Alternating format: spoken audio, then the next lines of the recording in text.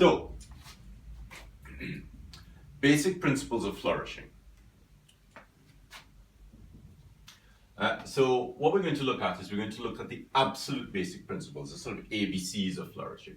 So for instance, a thin stroke and a thin stroke can cross each other.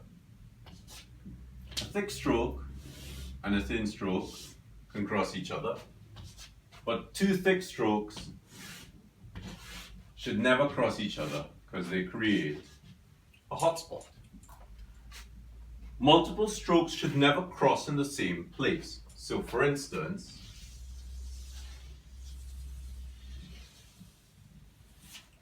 that is a hotspot. You should aim for that. That's another hotspot, sorry. So as we're here, let's just look at this. Why are these problems? These are problems because you cannot tell which line is going in which direction. So this would be better if it was there.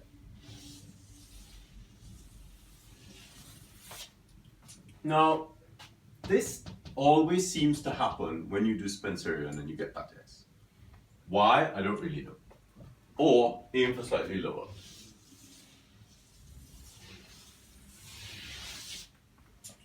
So here's another principle of flourishing.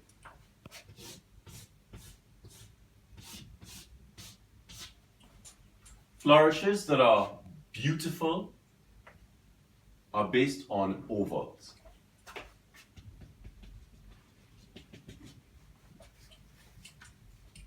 So you always want to aim for an oval rather than a circle. So we have oval 1, oval 2, oval 3, oval 4. You even have another oval 5, and you have another oval 6. So it's always about balancing the ovals. So these are the absolute basic bits of flourishing. Now, the other thing to think about is, what is a line? How does a line work? Well, that's a line. That's a line as well. But this is also a line. Now, Hogarth's line of beauty, which is what we call the line of universal beauty for copperplate script, is a compound or an S curve. So we have C curves and we have S curves. And two C curves give us a very typical shape of Baroque decoration.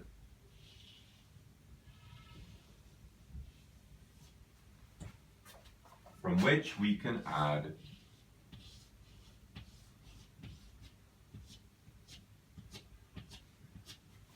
so flourishing's fairly simple once you follow some basic rules.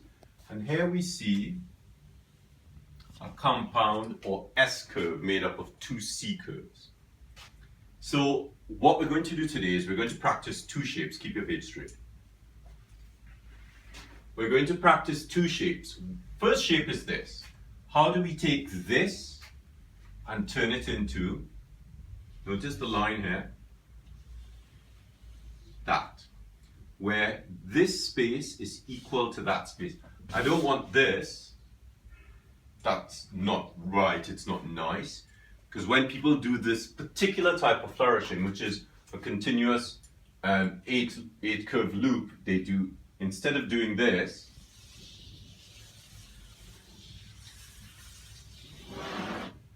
notice my arm movement. Licking the chalk does help.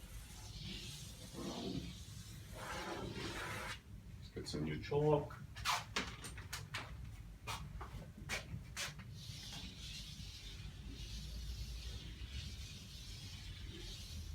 Rather than,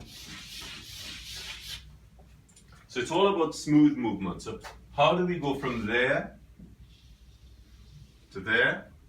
But also, something that's really important with flourishing is, how do you create a generous sweeping ligature? So for instance,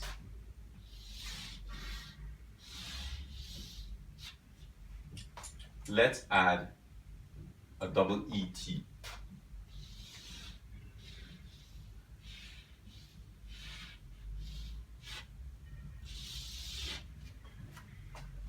Notice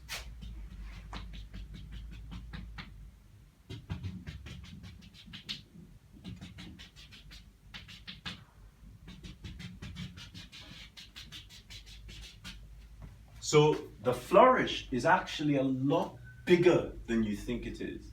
There's a lot more energy fitting in around this flourish. So that's why when you do decorative flourishing, you tend to need a lot more space.